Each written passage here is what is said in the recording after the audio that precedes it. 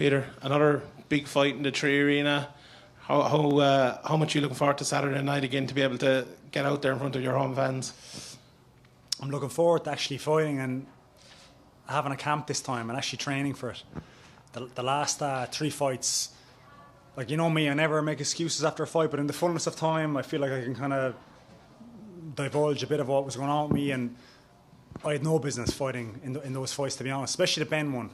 Like, to put that in perspective, I had surgery on my shoulder in March. It tore again in July. I had to go back in and get my bicep cut in half and drilled through my humerus. Is that what's this one? No, is it? Yeah. And stuffed in there. This was in July, and I fought him then August, September. So I gave it my best go, but in hindsight, thinking back on it, it just wasn't me at all.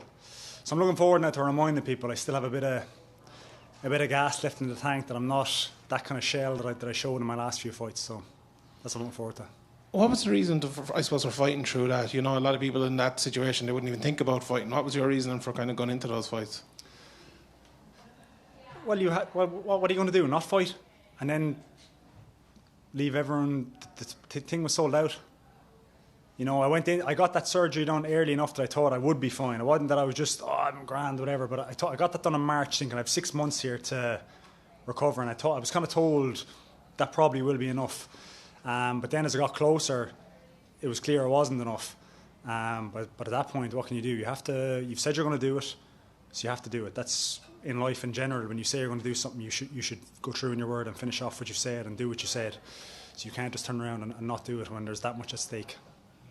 I remember the last time we spoke before the media day, before your last fight, you came into it and you're like, you know, you probably even admit yourself you were a bit negative going into the fight, and it was, you know, it didn't seem like yourself. And even the walkout and the aftermath and all, it didn't seem like yourself. Was that injuries again, or were you just like at kind of a low ebb in your career at that point? It was injuries again. So my shoulder still wasn't right. My shoulder only kind of came good May this year. So it took about 14 months for it to kind of come around. So that was February. So it was still kind of at me. And it was okay. It wasn't too bad, to be fair. But for that one, I actually tore my LCL 4.5 weeks before the fight.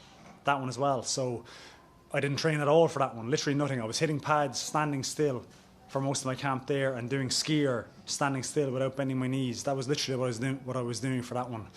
So I was just at a bit of a low ebb in terms of just mentality, and I was like, I'm not ready again for this one. I was just down on myself that I'm getting so unlucky more than that, and feeling sorry for myself, kind of. And it actually went again in the fight on that take. That's kind of what, I was actually doing well in that fight. I'd hurt badly at the end of the first round. I feel like I won the first round pretty easily.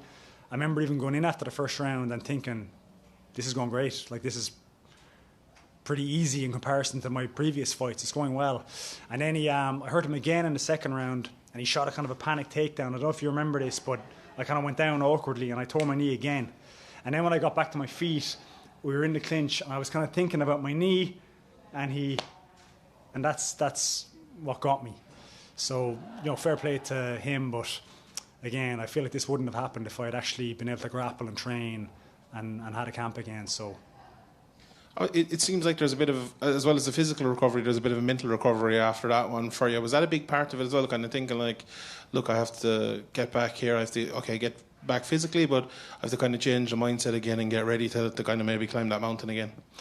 Yeah, and to be honest, I wasn't going very well after the last fight. I was just like trudging through training, but then once I got healthy again, it changed dramatically, very quickly. It was just like, you know me, I don't mind a bit of hard work and training hard and, you know, doing all that hard stuff, but it's when you can't do it and you want to do it and you're doing a session and you're taking 5 days off because you're in bits, and then you go back in again, you're not really making any progress. This is kind of taxing mentally. But once I kind of started getting healthy, started the summer, dramatically changed. John will tell you. I was even in the gym this week, sparring and everything this week. Just probably not that smart, but I felt good, and that's what I like doing. And that's the difference that you're going to see now this weekend, is you're actually going to see Peter who's prepared again. You're going to see the Peter that beat Patricky the first time when I was actually training and hard training. So that's what I'm looking forward to the most now. It's kind of reminding everyone that I'm still there. Just 2 more quick questions. Yeah. Obviously, your gym that you opened up yourself has now become one of the best gyms for amateurs and people coming through. And Conor McCarthy, obviously, is one of the guys you've spoken about before. Is that something that has really kind of helped you in your game and will help you maybe going forward to be kind of teaching the younger guys and even have those younger guys to maybe spar with or to learn with as well as you're going up? How much does that kind of change your game, and is it something you think that can help you going forward? Yeah, it is good. I actually train with my guys every Thursday night, always Thursday night, but I sometimes get another maybe session or two in as well during the week with them. And what I've learned, I started doing it just to kind of help them, just so they'd spar with someone who's been there and a bit more experienced, and that'll rub off on them. But then what you learn quick is if you want to kind of keep up to date with the new techniques, and you train with the kids and you see all this new stuff that's they're trying to do, because they're watching, they're where I was 10 years ago, where you're staying up all night watching YouTube videos and that I just don't have the energy for anymore. But they're doing it, so you can kind of steal a bit of that off them. So it is good. I love that Thursday night session. We do a lot of rounds of sparring, nice technical sparring. As you said, I've got some really good young lads in there that have a lot of speed, a lot of hunger, and again, a lot of new tricks that I don't have my finger on the pulse on anymore, but you get it then off them, you know. I want to ask you about Dylan Dennis, because obviously, and I wouldn't normally ask about that, but you're obviously good friends with Dylan Dennis. Yes, sorry. You look like there, but yeah. No obviously, like, he's involved in, signed to Bellator, but involved in a big boxing match up and coming. What are your thoughts on that? And obviously, you've tweeted a few times about him recently. In my thoughts in terms of whatnot, a lot has gone on with that. Everything. Yeah. But I think he's doing a good. You can say what you want, but he has people interested in it. So I think he doesn't get enough. I always say especially when other fighters kind of moan about him, that he's whatever, he gets opportunities perhaps that he's not that good, or whatever they're saying about him. I said, instead of moaning about him, you could probably learn from him. Like, I actually said, I tweeted there recently. I retweeted one of his tweets that he said and what he was saying, and I said, you can say what you want, but he's the best. He's literally the best guy in the world, I think, at promoting his fights. And loads of people messaged back and said, oh, what fights? He never fights. I said, exactly. Like, look, he hasn't fought in 5 years and you're still interested in him. So he's clearly doing something correct. So that's that. In terms of the actual fight then, I think it's a hard fight. I don't think Logan's very good, but he's big, he's strong, and he's fit. And these are things that can beat a better fighter very easily if the other guy hasn't trained. So it'll just come down to if Dylan is trained or not. Last time I sparred him was a couple of years ago in New York. We did a few rounds of boxing because he was actually preparing for, I don't know, was it Logan or KSI or one of these other fights he was talking about doing. And his technical ability was good. So it just matters now if he's actually trained. If he has trained, I think he can do well. If he hasn't trained, I think the physical prowess of Logan will probably be too much for him, but he told me he is trained and I believe him, so hopefully that's the case. You mentioned you had a lot of injuries over the last few years and things like that, and obviously coming in and picking up a loss where maybe you thought you should have won, and if you had been fit you would have won. Was there any point where these injuries got on top of you and the mental side of kind of like losing multiple fights in a row got to you where you kind of let your mind go to the place of maybe I don't want to do this anymore, or were you always, I want to go back and put things right? Yeah, like after any loss, the thought process immediately is, that's it, I'm done. I don't want to do it anymore because it's so stressful, and you have a bad feeling, and you don't want to go through it again because it's right now it's bad. But then you recover from that very quickly. But with the injuries after the Ben fight, that was the lowest part of it, I think, because I can't even describe how bad this shoulder was. It was I couldn't like get my hand over my head. Seriously, like it was like so bad, and it felt like it was never going to heal. And I thought it wasn't going to heal. I kind of thought I was going to be done just through injury. And then after the knee thing was annoying against Logan, but that was, I knew in my mind I've torn my ACL before my other knee, and I know this won't take long. This will be 2 months and it'll be gone. It'll be in the rearview mirror. So once the shoulder kind of got like May, I had a big change around in May to if I was to be more succinct about it and just answer your question. Once I got to May and I actually started feeling better on my shoulder, that I could train, I could spar, I could grapple, and I could actually do enjoying things that I enjoy while training, not just pushing prowlers and doing all this kind of disgusting stuff just to try and get yourself in some bit of shape because you can't do anything else. Then I kind of got the love back for it again and I enjoyed training. But yeah, I was pretty low after the Ben one, and especially that one because you get this big opportunity to fight Ben, and now you can prove I'm at this level, and I didn't prove it. I did the opposite actually. I got my ass kicked for 5 rounds. But I know that I'm better than that. And that's what really hurt, is that people don't know that. They kind of just see, he got his ass whooped, he's just not at Ben's level, and that's it. But I know if I was fit, if I was able to train, who knows, maybe I wouldn't be able to beat him, I don't know, he's very good, but it definitely would be much more competitive than what it was. Peter, your last fight was my first time experiencing your walkout, in person, and it's probably the best atmosphere I've been a part of in MMA for sure. Does that fire you up to the point that you're so hell bent on getting that win right now, to hear that crowd also like get a follow up to that? Yeah, because it's always such a great moment, this walkout, but then the last few, it doesn't feel nice then when you fall short. Mm-hmm. And I almost feel like embarrassed then afterwards, because you've had such a big ovation and then you don't deliver.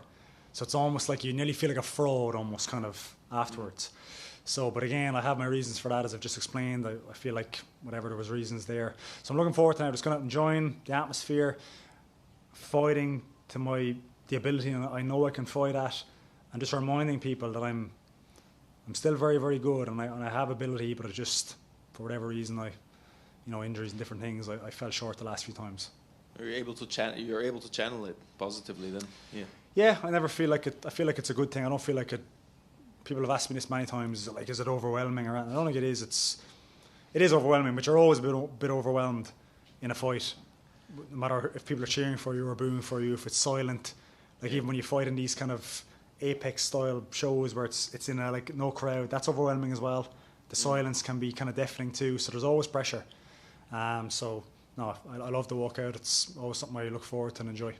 At least that doesn't change win or lose, right? Yeah, exactly. That's a positive. Sean took my question about Dana, so I better ask about your own fight. Obviously, a little bit lower on the card than you're maybe used to. Does that kind of take a little bit of the pressure off? No, to be honest, still pressure. It's not. It's kind of. No, I don't know. I don't know how to answer that. I noticed that it was different. It's like, oh well, I'm not. It's co-main event or main event, or whatever it is. You're on the prelims now. It's different, and it does feel like It's kind of, what have you done for me lately? You're kind of, see you now, you're back down here again. But it's whatever, it doesn't bother me. There's still going to be pressure. I'm still going to, obviously all the same things have to be done. I still have to win. The crowd will still be there. The arena will still be full. It doesn't change that much, really. You were telling me last week that there was a point in the dressing room where, you said to Arda, maybe this might be it, or maybe I might do one more, whatever. Now that you're reinvigorated, or do you still have eyes on, Patricky 3 and maybe even moving back up the ranks and going for the world title again? Yeah, let's see how it goes. You know what I mean? I do definitely feel reinvigorated. I feel, John will tell you, if you bump into him in the hotel during the week and ask me what I'm like in training, I'm back to normal again. I mean, doing what I do, whereas I wasn't. If he was honest, he probably wouldn't. He'd probably protect me and not say that, but I was not. I was a shell of myself the last couple of years in training, to the point where oh man, am I too old for this? All these kids are kind of starting to catch up to me and whatever. But then once I got myself right, I was like, no, it's not that. I just wasn't there. So, I am reinvigorated and I'm looking forward to it. I'm really looking forward to this. The injuries, obviously COVID shutting everything down and everything. Even before all of these last few fights, you had an injury in, I think it was 2019 when you were going to fight Terry Brazier. It's been a up and down kind of a 4 years. Once you get back now on Saturday night, is the aim of the game with Bellator or wherever it is, are you going to be saying activity is most important for me? Not activity, but I would like to be active. I'd like to fight 2-3 times a year, but I'm at a stage now where that's enough for me, to be honest. 2 or 3 fights. I don't really want to be doing 4 and 5 fights like I was earlier in my career. So in terms of that, the kind of schedule I have now of 2 fights, maybe 3 is fine for me. That's what I'm kind of been used to the last while. And not to get too ahead of myself, and then that's where you put yourself in trouble now. You try and push it too hard and you get all these injuries again. So I'm going to be a bit more sensible with my body now as well, and try and just train hard, but give myself a little bit of a break when I need it, and don't be kind of pedal to the metal all the time, which is what I used to be. Just for whatever reason, you just psychologically you just do that. I don't even think it's beneficial. You just have to do it. You just have to train every day and train twice a day if you can, and it's just how we are. Peter, just want to ask you about your opponent on Saturday night. Obviously, watching him, he's a good striker from the outside, a good wrestler as well. All of his losses obviously have been by a knockout. When you look at him, is he the type of guy that you like to fight against? That if you push the pressure on him, the finish is there for you? Yeah, I do. I think I'm better than him everywhere. And I think a big thing is experience-wise. This is his first time having a kind of a really top-level opponent, whereas it's not my first time, obviously. So I think that's going to be hard for him. But yeah, I do think I can keep the pressure on him. He doesn't like being pressured. He kind of panics a little bit, I think, when he's pressured. He's good when he's kind of doing the attacking. But I think I can put the pressure on him, and I think I can definitely KO him. I'm expecting to KO him. And just on the song as well, last thing for me, there was a bit of drama over it between your last one and this one. Obviously, Rhys McKee walked out to it, and you had a bit of a snipe with him, and he kind of came back at you. Well, what's your, I suppose, thoughts on that now, a few weeks out from it all happening? I regret that. To be honest, all I said was lol. And I don't even, to be honest, what I even meant by that was like, oh, that's kind of my song, you're stealing on me, you thought we were friends. That's literally kind of my thought process. I wasn't trying to have a snipe at him, really. But then, because he had a snipe at me, I had to have a snipe at him then, kind of thing. So to be honest, Rhys, you're welcome to use it. You did a good job with it. You're a great fighter. Rhys knows me, and I told him that. I messaged him actually on the same thread. I said, I've always been a big supporter of you, and he knows that. And I am a big supporter of him.